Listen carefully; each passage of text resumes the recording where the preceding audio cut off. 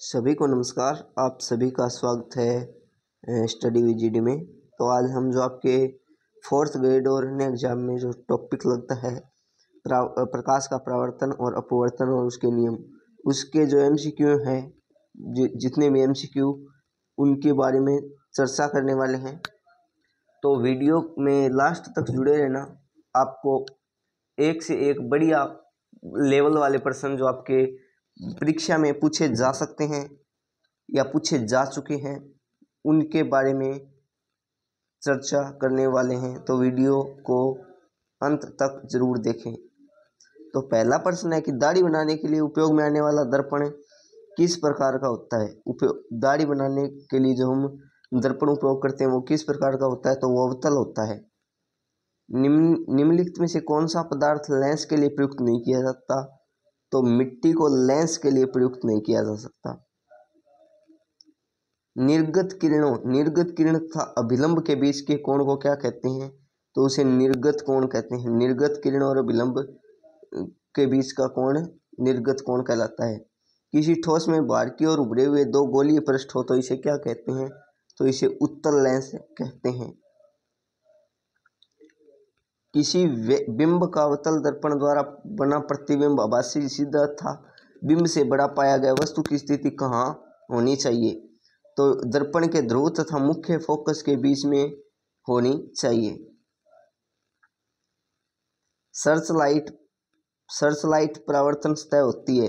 Searchlight परावर्तन सतह कैसी होती है, अवतल। निर्वात में प्रकाश की चाल होती है। ये आपके लिए इम्पोर्टेंट प्रश्न है, यह आ सकता है आपके। तो 3 गुणा 10 की पावर -8 मीटर प्रति सेकंड। प्रकाश के परावर्तन के नियम से निर्धारित होता है क्या, आपतन कोण बराबर परावर्तन कोण। आपतन कोण है वो परावर्तन कोण के बराबर होगा। अजामत के लिए किस प्रकार के दर्पण का उपयोग किया जाता है, तो अवतल दर्पण अजामत होता है, दाढ़ी करना ही होता है। प्रकाश की किरणें सीधी गमन कब करती है, सीधी रेखा में। लेंस में मुख्य फोकस संख्या कितनी होती है, तो 2 होती है लेंस में मुख्य फोकस संख्या। किसी माध्यम से अपवर्तनांक का माध्यम होता है ए sin I बटे sin R। किसी माध्यम से अपवर्तनांक का ये तो हो गया। अब प्रकाश के अपवर्तन के कितने नियम हैं, तो 2 हैं, ये भी हो गया। वस्तु से छोटे और आभासी प्रतिबिंब इनमें से किस दर्पण में प्राप्त होते हैं, तो उत्तल दर्पण में आभासी और छोटे प्रतिबिंब दिखाई देते हैं। उत्तल दर्पण में किस प्रकार का प्रतिबिंब बनता है, तो आभासी। समतल दर्पण द्वारा क्या बनाते हैं, आभासी।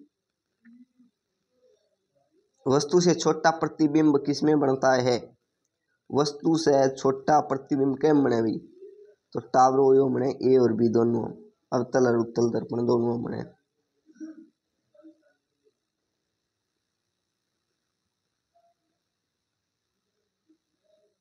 प्रकाश क्या है, प्रकाश तो आंखों को प्रभावित करने वाली ऊर्जा है। जिस दर्पण में प्रतिबिंब सीधा और आकार वस्तु के बराबर हो तो वह दर्पण है, वह है समतल दर्पण। एक गोलीय दर्पण की वक्रता त्रिज्या 40 सेंटीमीटर, तो उसकी फोकस दूरी क्या होगी, तो ये आपको मैं एक्सप्लेन नहीं करूँगा, वैसे ही बता दूंगा, 20 सेंटीमीटर होगी। किसी उत्तल लेंस के 2f और 20 अनंत में कोई बिंब रखा गया तो इसका प्रतिबिंब कैसा बनेगा, वास्तविक, उल्टा और छोटा। मुख्य अक्ष दर्पण के ध्रुव पर अभिलंब है। कई लेंसों से बने एकल लेंस की उपयोगिता क्या है, सूक्ष्मदर्शी के लेंस में। उत्तल दर्पण में बनने वाले प्रतिबिंब की आकृति कैसी होती है, तो आभासी होती है। 25वां प्रश्न देखिए, फोकस पर विचारित करने वाला किरण पुंज परावर्तन के बाद समानांतर किरण पुंज किस प्रकार दर्पण में बदल जाता है, तो ए व बी दोनों, अवतल और उत्तल। वास्तविक वस्तु का आभासी प्रतिबिंब बनता है सभी दर्पण है आभासी प्रतिबिंब बनता है भाई। तेल लगा कागज होता है पारभाषक सॉरी। एक अवतल दर्पण में वस्तु की स्थिति ध्रुव और फोकस के बीच है तो इसका प्रतिबिंब होगा काल्पनिक और बड़ा। डायऑप्टर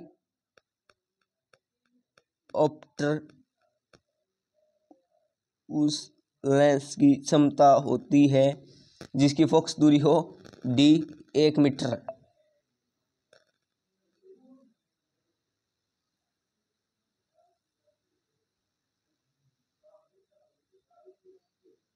यदि आपतन कोण I और परावर्तन कोण R है, I और R है तो I बराबर R होगा भाई। किसी f के फोकस दूरी के लेंस की क्षमता होगी तो ये होगी 1/f। हवा में टंगी वस्तु को पानी के अंदर से पानी की सतह के लंबवत देखने पर इस वस्तु का प्रतिबिंब वस्तु से होगा अधिक दूर। f बराबर R2 सतह है, d a व c दोनों सतह है अवतल और उत्तल दर्पण। किसी बिंब का वास्तविक मान तथा समान साइज का प्रतिबिंब प्राप्त करने के लिए बिंब को उत्तल दर्पण के सामने रखना होगा, 2f1 पर रखना होगा। मोटर गाड़ी का पार्श्व दर्पण होता है वो होता है उत्तल दर्पण। ये इंपॉर्टेंट प्रश्न है, ये हर बार परीक्षा में पूछा जा सकता है। हीरा का अपवर्तनांक कितना होता है तो हीरा का अपवर्तनांक 2.42 होता है और एल्कोहल का कितना होता है 1.36। एक अवतल दर्पण में ध्रुव और फोकस के बीच रखी वस्तु का प्रतिबिंब बनता है बड़ा आभासी द्विअवतल लेंस को क्या कहते हैं अपसारी लेंस। सिनेमा के पर्दे पर किस प्रकार का प्रतिबिंब बनता है तो वास्तविक प्रतिबिंब। उत्तल लेंस की क्षमता होती है धनात्मक। I बराबर R लागू नहीं होता उत्तल इनमें से कोई नहीं, सभी में I बराबर R लागू होता है। किसी गोलीय दर्पण तथा किसी पतले गोलीय लेंस दोनों की फोकस दूरियां 15 सेंटीमीटर है। दर्पण तथा लेंस संभवतः है ये दोनों अवतल हैं। एक लेंस की क्षमता 5 डायोप्टर, इतनी इसकी फोकस दूरी कितनी होगी तो 20 सेंटीमीटर इसकी फोकस दूरी होगी। 2D क्षमता वाले लेंस की फोकस दूरी कितनी होगी तो 50 सेंटीमीटर। लेंस की क्षमता का SI मात्रक क्या होता है डायोप्टर। ये इंपॉर्टेंट प्रश्न है, ये मात्रक वाले पूछे जा सकते हैं। समान फोकस दूरी के उत्तल लेंस और अवतल लेंस स्टॉक कर रखे गए हैं। यह युग्म क्या काम करेगा, यह कांच की आयताकार सिल्ली की तरह दिखेगा। उत्तल लेंस द्वारा जब काल्पनिक प्रतिबिंब बनता है सब बिंब रहती है फोकसांतर के अंदर। उत्तल लेंस में जब बिंब फोकस एवं लेंस के बीच रखी जाती है तब प्रतिबिंब कैसा बनता है तो काल्पनिक और सीधा बनता है भाई। ठीक है, समझ गए।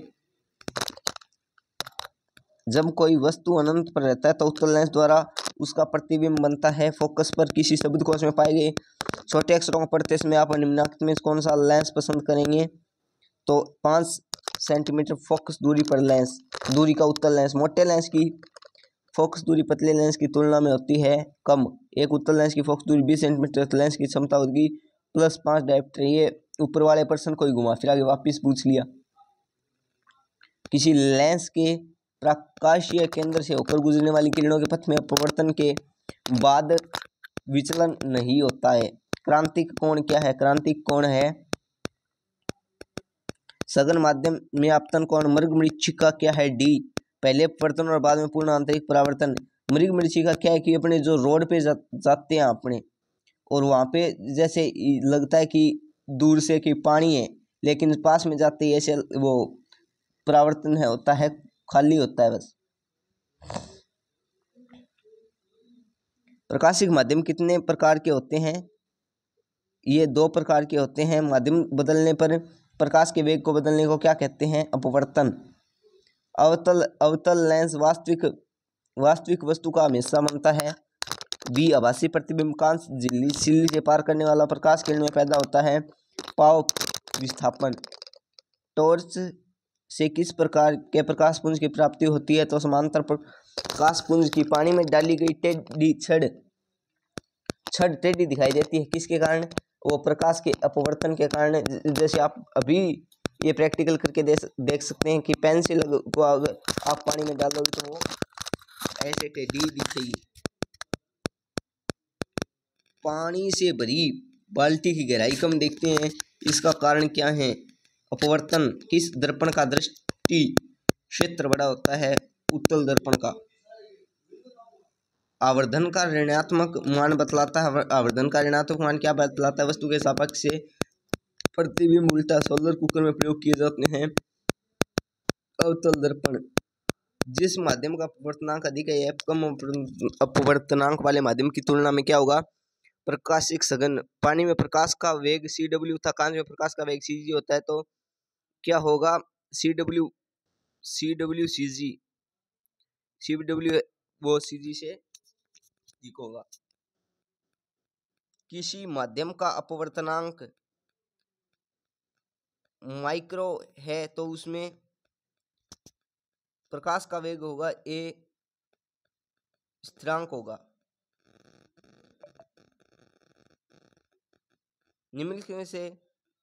निम्नलिखित में से प्रकाशिक माध्यम कौन सा है? तो शीशा। गोलीय दर्पण की फोकस दूरी उसकी वक्रता त्रिज्या की आधी होती है भाई। अगर वायु में प्रकाश का वेग c तथा एक माध्यम में प्रकाश का वेग v है तो निरपेक्ष अपवर्तनांक क्या होगा? तो c/v होगा। रोगियों के नाक, कान और गले की जांच में डॉक्टर क्या प्रयोग करते हैं?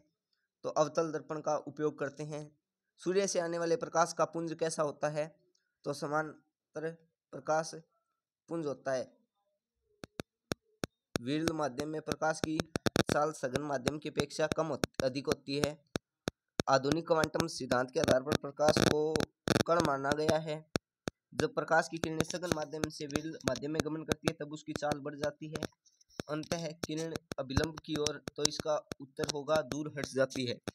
फोकस पर अभिसारित करने वाला किरण पुंज परावर्तन के बाद समानांतर किरण में पुंज में बदल जाता है, तो इसका होगा A व B दोनों अवतल दर्पण और उत्तल दर्पण में मान लिया कि माध्यम में एक में प्रकाश का वेग v1 और 2 में प्रकाश वेग v2 है, तो अपवर्तनांक n21 का मान होगा, तो इसका मान होगा वही v1/v2। विरल माध्यम से सघन माध्यम में गमन करने वाली प्रकाश की किरणें धीमी हो जाती हैं, तो उसका झुकाव है अभिलंब की ओर होता है। दर्पण की चौड़ाई को दर्पण का क्या कहते हैं? द्वारक।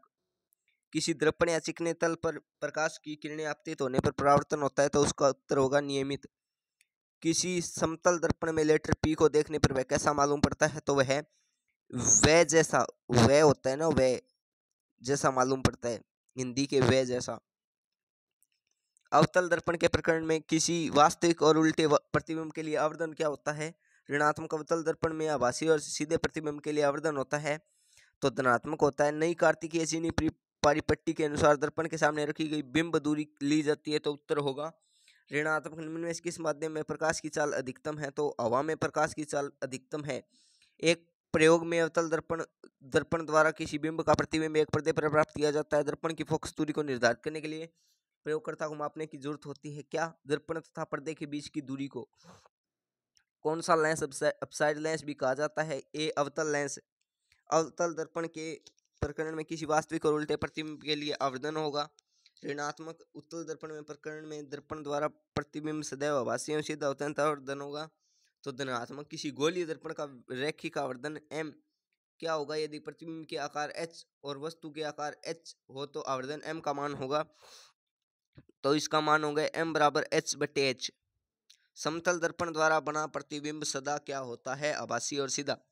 किसी दर्पण का उपयोग सामान्य वाहनों का पश्च दर्शक दर्पणों के रूप में किया जाता है, तो उत्तर होगा अवतल दर्पण। किसी दर्पण से आप कितनी भी दूरी पर खड़े हैं आपका प्रतिबिंब सदैव सीधा प्रतीत होता है। संभवतः दर्पण क्या है? दर्पण है समतल अथवा उत्तल। गाड़ी बनाने के लिए उपयुक्त गोलीय दर्पण में सीधा प्रतिबिंब बनाने के लिए चेहरे को रखना चाहिए। कैसा रखना चाहिए? इनमें से कोई नहीं, किस प्रकार का नहीं रखना चाहिए इनमें से।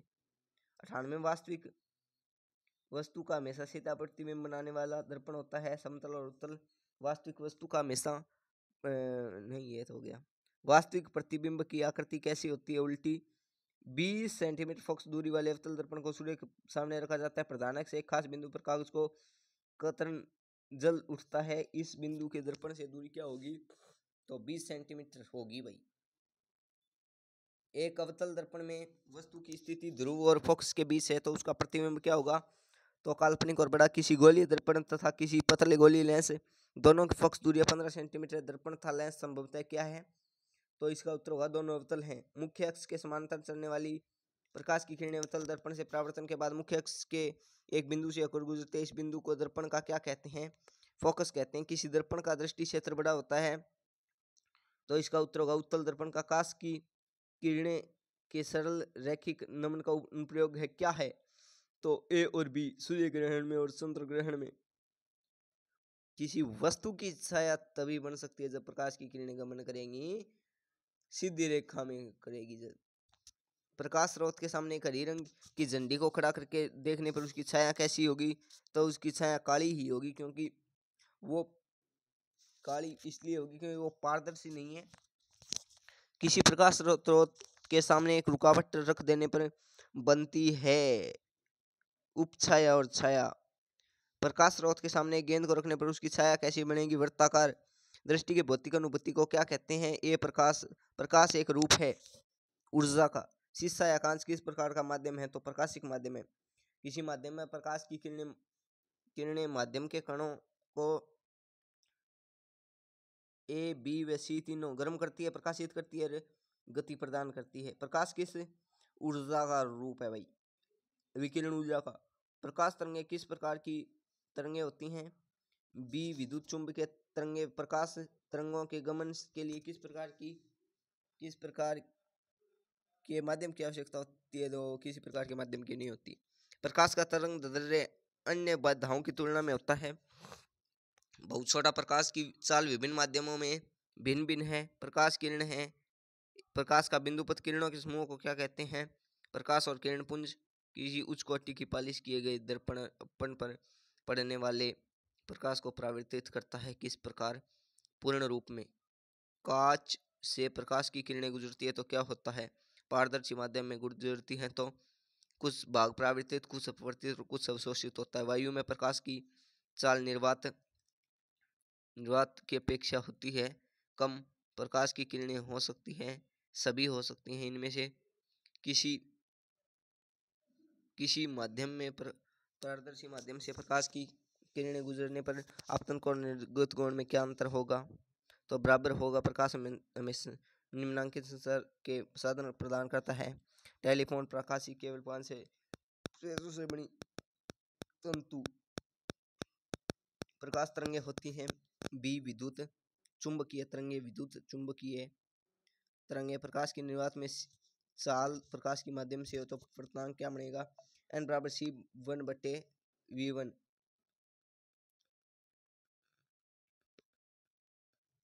कांच के स्लैब से होकर गुजरने वाली किरण के लिए अपतित किरण का निर्गत किरण एक दूसरे के क्या होता है? समांतर होता है। ठीक है, आगे के प्रश्न देखते हैं। तो टाबरो आगे प्रश्न देखा आप क्रांतिक कोण सघन माध्यम में अपवर्तन कोण है जिसके विरुद्ध माध्यम में अपवर्तन कोण क्या है? 90 डिग्री है। वायुमंडलीय परिवर्तन के कारण ही आकाश में तारे टिमटिमाते हैं। ये प्रश्न आपका पहले जो बचपन में होते थे तब होता था और ये किताब वालों ने छाप भी दिया। आंखों में प्रवेश करने वाले तारे के प्रकाश फ्लक्स में निरंतर परिवर्तन के कारण तारों की स्थिति हमेशा बदलती है। जैसे आंखों को तारे दिखते हैं टिमटिमाते हुए। सूर्योदय तथा सूर्यास्त के समय वायुमंडलीय परिवर्तन के कारण सूर्य की स्थिति का पता नहीं चलता, आभासी स्थिति का पता नहीं चलता। किस कारण सूर्योदय से सूर्यास्त के समय सूर्य की चक्रिका चपटी प्रतीत होती है? तो वायुमंडलीय परिवर्तन के कारण। छोटे अक्षरों को पढ़ने के लिए निम्न में कौन सा उपयुक्त होता है? 50 सेंटीमीटर फोकस का उत्तल लेंस। वास्तविक वस्तु का प्रतिबिंब नहीं बनाता। समतल और उत्तल वस्तु से छोटा प्रतिबिंब किस में बनता है? अवतल और उत्तल दर्पण में। उत्तल लेंस में जब फोकस एवं लेंस के बीच रखी जाती है जब प्रतिबिंब बन जाता है काल्पनिक और सीधा। एक उत्तल लेंस की फोकस दूरी ये तो हो गया। निम्न में से कौन सा पदार्थ लेंस के लिए उपयुक्त नहीं किया जाता? ये भी हो गया। जिस लेंस का तल उभरा हुआ है एक दूसरा तल समतल होकर आ जाता है तो उसे कहते हैं समतल लेंस। 2D क्षमता वाले लेंस की फोकस दूरी क्या होगी? +50 सेंटीमीटर। उत्तल लेंस काल्पनिक बीम जब बनाता है जब फोकस उत्तल से दूरी रहती है। ये आपके लगभग प्रश्न हो गए, ये दोबारा शायद टाइप हो गए हैं। ये हाँ, ये अलग प्रश्न है। U, V और F के विशिष्ट मान के लिए लेंस सूत्र है तो 1/V 1/U बराबर 1F। अवतल लेंस के प्रकरण में प्रतिबिंब हमेशा सीमित है तो आवर्धन क्या होगा? आवर्धन धनात्मक होगा। ये भी हो गया। उत्तल लेंस में अगर वास्तविक प्रतिबिंब बने तो आवर्धन क्या होगा, ऋणात्मक। किसी अवतल लेंस के लिए फोकस दूरी क्या होती है, ऋणात्मक। किसी लेंस द्वारा ऐसा ही वो मात्रक विहीन होता है। किसी उत्तल लेंस में आवर्धन m जब बस ये भी हो गया। नहीं, उत्तल लेंस में प्रकरण में आवर्धन जब प्रतिबिंब आभासी हो तो क्या होगा, धनात्मक। लेंसों में मुख्य फोकस की कितनी संख्या होती है, तो 2। एक अवतल लेंस में 10 सेंटीमीटर दूर रखने पर फोकस दूरी कितनी, तो फोकस दूरी क्या होगी उसकी, तो उसकी फोकस दूरी होगी भाई सभी 15, 20 और 12। किसी उत्तल लेंस के सामने 21 और अनंत के बीच कोई रखा गया तो इसका प्रतिबिंब क्या बनेगा, इसका प्रतिबिंब बनेगा वास्तविक, उल्टा और आभासी, नहीं छोटा। किसी एफ फोकस दूरी लेंस की क्षमता P होती है A 1/f। किसी लेंस के बाहर की ओर उभरे हुए 2 गोलीय पृष्ठ हो तो इसे क्या कहते हैं, समलावतल लेंस। एक लेंस की क्षमता 5 डायोप्टर है, ये हो गया। इसकी फोकस दूरी -20 सेंटीमीटर हो गई। प्रकाश के माध्यम कितने प्रकार के होते हैं, 2 प्रकार के। जब प्रकाश की किरणें सघन माध्यम के माध्यम में गमन करती है तो इसका साल बढ़ती जाती है और यह किरण विलंब से दूर हट जाता है भाई। अगर वायु में c है, प्रकाश का वेग v है, निरपेक्ष अपवर्तनांक n क्या होगा, तो इसका होगा c/v। मृच्छिका ये हो गया। किसी माध्यम में अपवर्तनांक ये भी हो गया। आपतन कोण और परावर्तन कोण I हो तो I बराबर R होगा।